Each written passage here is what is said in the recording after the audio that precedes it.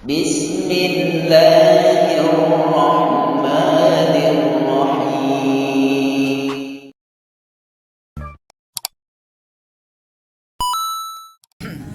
Bismillahirrahmanirrahim. Dengan nama Allah yang Maha Pengasih lagi Maha Penyayang. Wallahu a'lam bishawab. Kita mulai dari ayat yang ke-43 yang sudah kita bacakan tadi.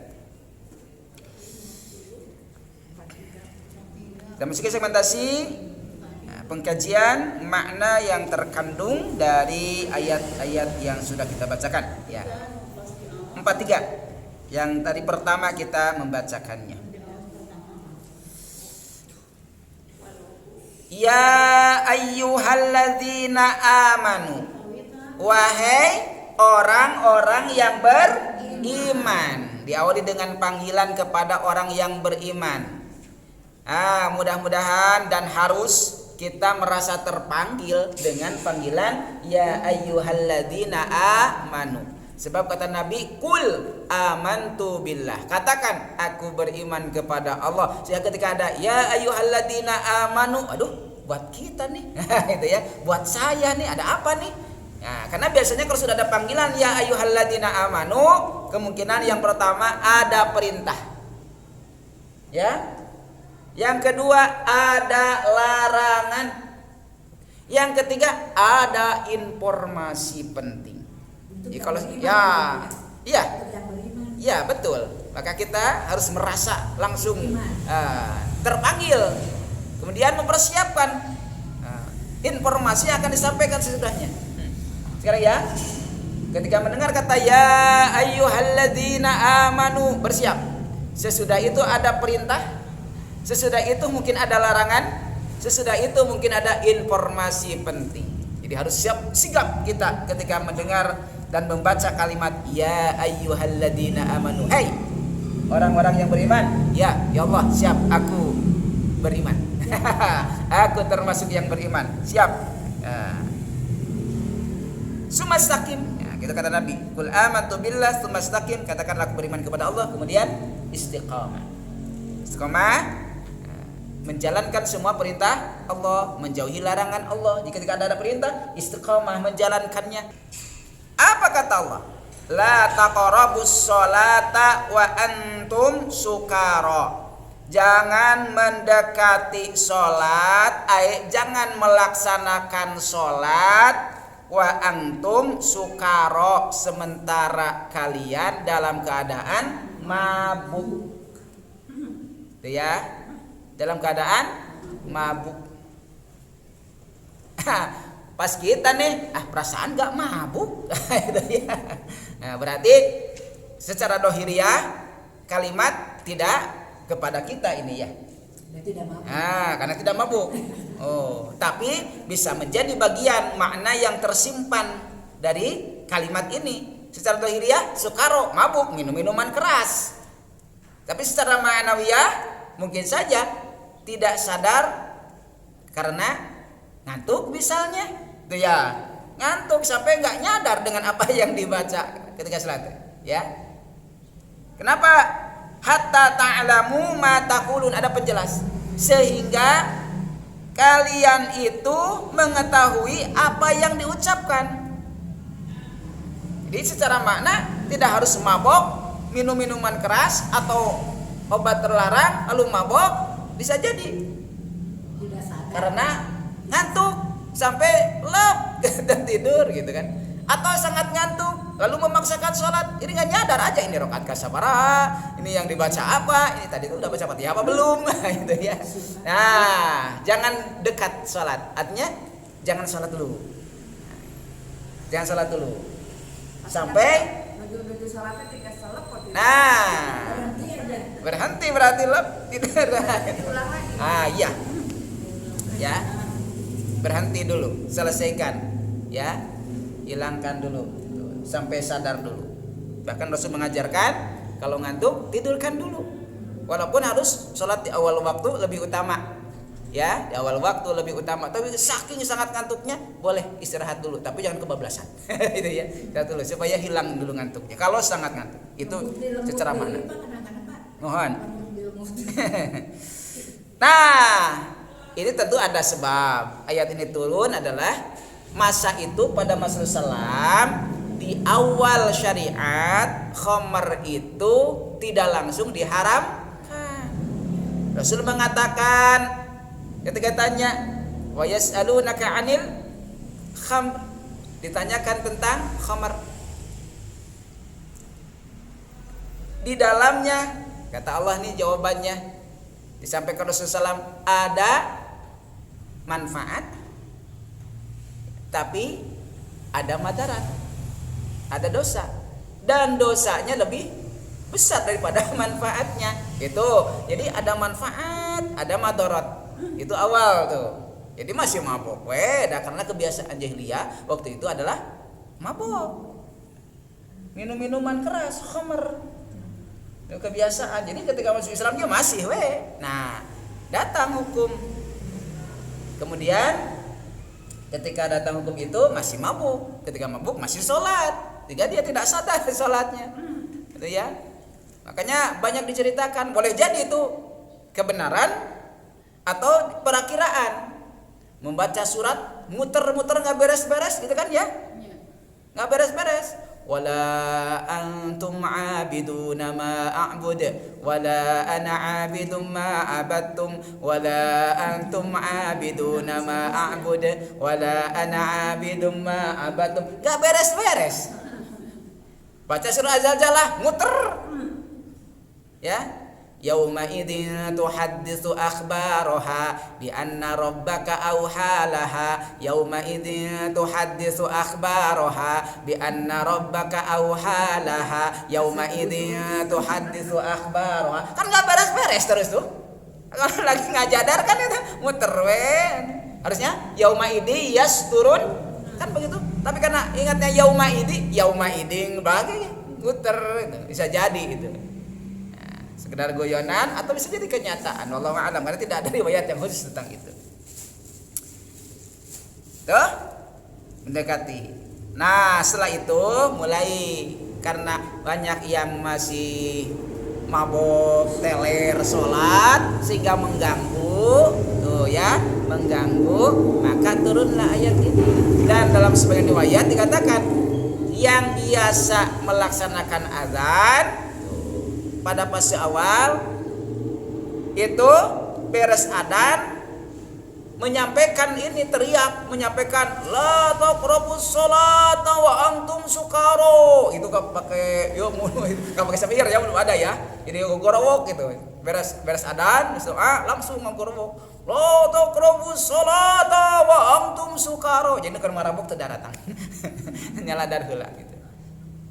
Atau sebagian ulama mereka mulai meninggalkan, diperkirakan mendekati waktu sholat sudah tidak minum khamr. Jadi sehingga ketika pas datang waktu sholat sudah tidak dalam keadaan begitu. Mulai itu makin menyempitkan dirinya dari minuman khamr. Dan termasuk ini adalah salah satu pertanyaan dari Sayyidina Umar, ya, Sayyidina Umar yang meminta penjelasan berkaitan dengan khamr dan katanya belum puas ya tentang khamr itu, penjelasan tentang khamr, maka puncaknya ada di surah Al-Maidah ya, Al-Maidah ayat 90. Ya ayyuhalladzina amanu innamal khamru wal maisiru wal ansabu wal azlamu rijsum min amalis syaitani fajtanibuhu la'allakum tuflihun. Fajtanibuhu la'allakum tuflihun. Ayat 90. Ini penegasan bahwa khamar haram, ya, bahwa khamar haram. Kembali. Nah, tadi secara zahiriyah begitu. Tidak sholat sementara sedang dalam keadaan mabuk sampai sadar dengan apa yang diucapkan. Begitupun. Nah, secara makna sholat yang kita lakukan harus betul-betul disadari. Itu ya, sholat yang kita lakukan harus betul-betul disadari. Apa yang kita ucapkan, kita ketahui. Hanya kita tahu apa yang kita ucapkan. Secara zahir tahu, baca Fatihah, baca surat, baca doa, tahu, diketahui. Secara lebih dalam, mengetahui makna mata yang ada di dalam yang kita ucapkan. makna dari surah yang kita bacakan, makna dari doa-doa yang kita lantunkan di dalam sholat. Itu secara lebih mendalam. Kemudian wala junuban illa abiri sabilin hatta tastaghtasilu, dan tidak bagi orang yang junub kecuali hanya lewat saja. Artinya seorang yang junub tidak boleh masuk ke masjid berlama-lama kecuali hanya lewat saja. Hatta taghtasilu, sampai dia bersuci dari hadas besar karena junub. Oh ya. Junuban atau karena janabah. Nah, ini juga dulu para sahabat mau riwayat itu pintu rumahnya itu dekat dengan masjid. Jadi kalau di rumah tidak ada air, maka tidak ada cara untuk mendapatkan air, harus melewati masjid. Maka ternyata ini boleh sekedar lewat saja. Ya, sedang junub lewat saja. Junub itu hadas besar. Wabil itu dikarenakan ini sholat masuk masjid terutama laki-laki, yang dimaksud adalah berarti sedang setelah berhubungan suami istri atau mimpi, ya, mimpi basah, ya, keluar sperma mani. Nah, itu yang dimaksud adalah junuban dalam ayat ini bagi laki-laki. Tidak berlama-lama, tidak duduk dalam keadaan junub di masjid berlama-lama.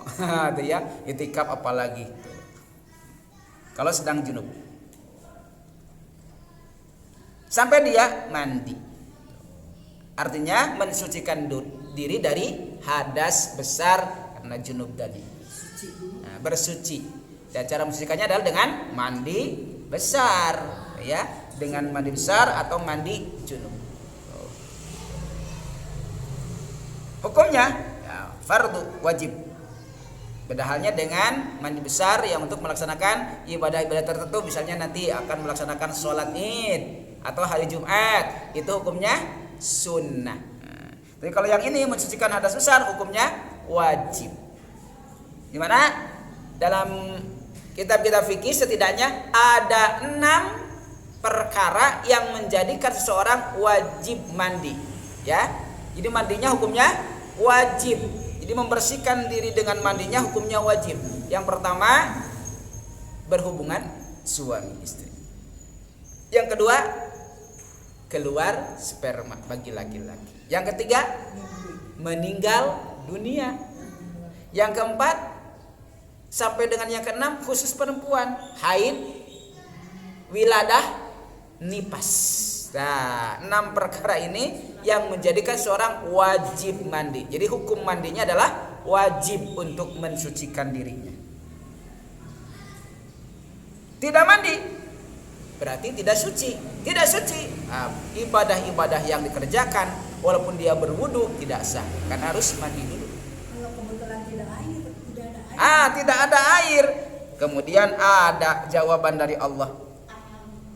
Wa in kuntum marda aw ala safarin aw jaa ahadun minkum minal ghaiti aw lamastumun nisaa falam tajidu ma'a. Bagaimana kalau ternyata dalam keadaan sakit tidak boleh kena air? Ya, yang dimaksud ya, sakit tidak boleh kena air.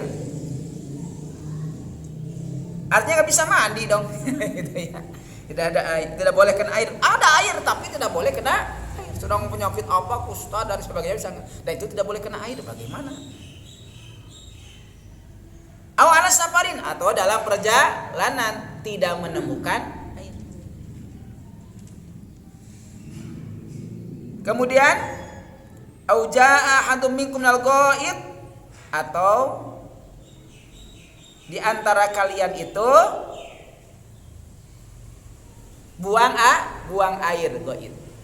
Buang air itu termasuk hadas kecil, berarti yang ini masuknya nanti ke membersihkan atau mensucikan hadas kecil kalau ghaid sendiri.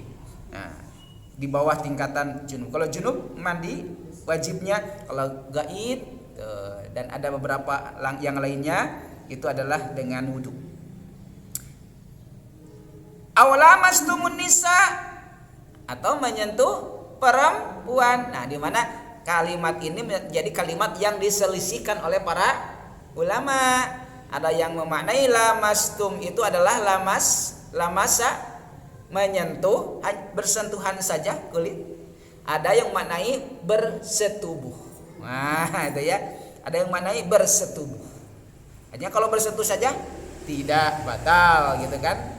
Nah, kalau wudu. Ada yang memaknai lamasa, ya bersentuhan dengan yang bukan muhrim. Lain halnya dengan yang muhrim, anak dengan orang tua gitu kan ya. Kemudian dengan adik kakak dan lain-lain muhrim yang lainnya. Dan ternyata falam tajidu ma'an, tidak menemukan air, atau tadi tidak boleh kena air sementara dia junub, berhadas besar atau berhadas kecil.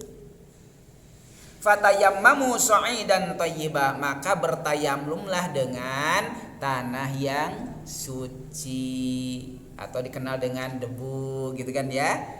Debu, kalau dulu mah sengaja tanahnya digali dari tempat yang bersih, kemudian dijemur, kemudian ditumbuk, kemudian diayak, kemudian disimpan tanahnya di tempat yang khusus, kemudian dipakai untuk tayamum.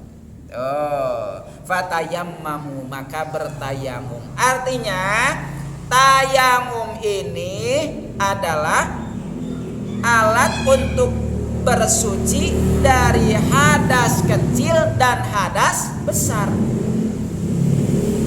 Jadi hadas kecil, hadas besar bisa melaksanakan tayamum untuk mengganti kalau tidak ada air. Jadi cara bersuci kalau tidak ada air atau tidak boleh kena air.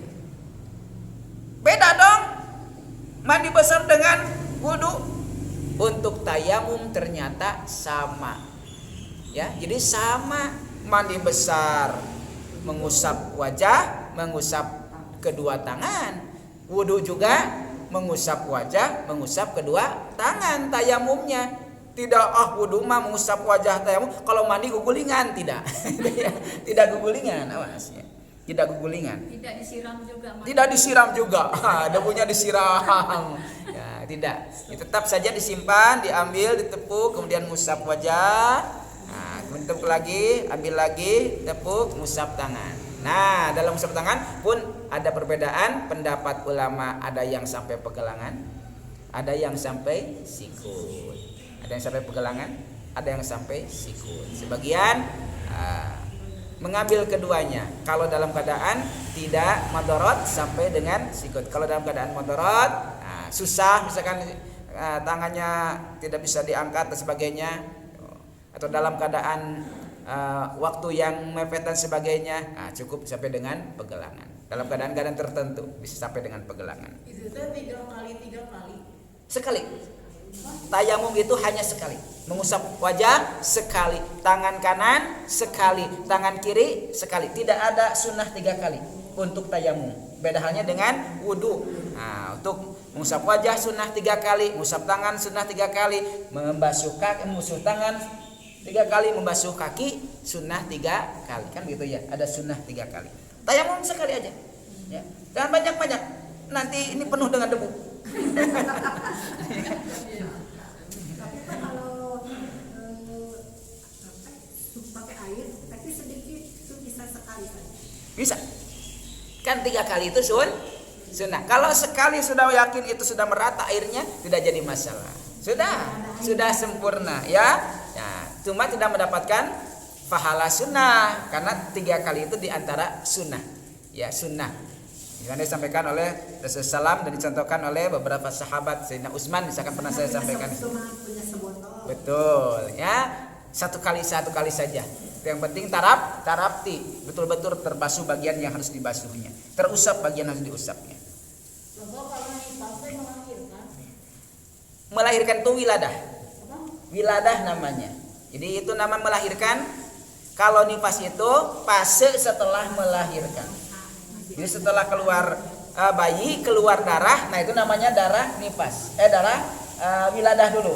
Setelah wiladah bersih, nanti kurang lebih 40 hari ke depan itu namanya waktu nifas. Jadi kalau keluar darah di jeda itu setelah darah melahirkan sampai dengan 40 hari ke depan, setelah melahirkan ada darah yang keluar, nah itu disebut dengan darah nifas.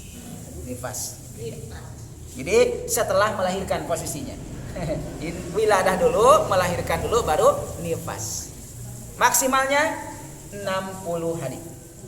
Ya, maksimal fase akhir nifas 60. Jadi kalau setelah 60 hari masih keluar darah, itu sudah bukan darah nifas lagi, tapi termasuk darah istihadhah, darah penyakit. Jadi harus bersuci wajib itu mah di 60 hari. Wajib sholat.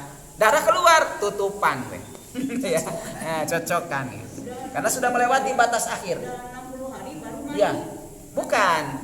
Nah, galibnya itu 40. 40 itu galibnya. Silakan mandi. Ya, mau mengambil galib 40 walaupun misalkan 30 hari sudah nggak ada darah. 20 hari sudah nggak ada darah, tapi diambil 40 silakan.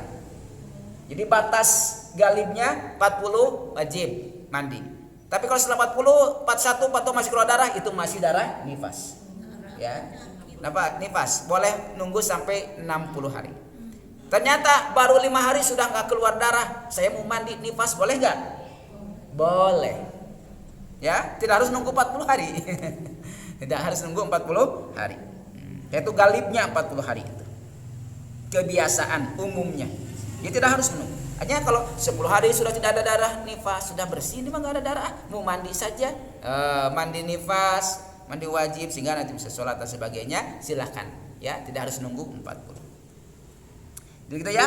Jadi mandi, wudu, ganti dengan tayamum. Tayamumnya sama. Caranya niat tayamum, mengganti wudu, mengganti mandi, kemudian mengusap wajah 1 kali.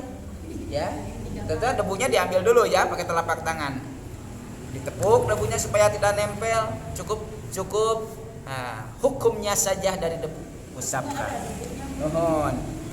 Tempelkan lagi ke tempat yang berdebu atau ke tanah yang suci, kemudian tepukan, usapkan ke tangan yang kanan, usapkan ke tangan yang kiri. Jadi yang kiri mengusap tangan yang kanan mengusap tangan yang kiri. Nah, gitu ya.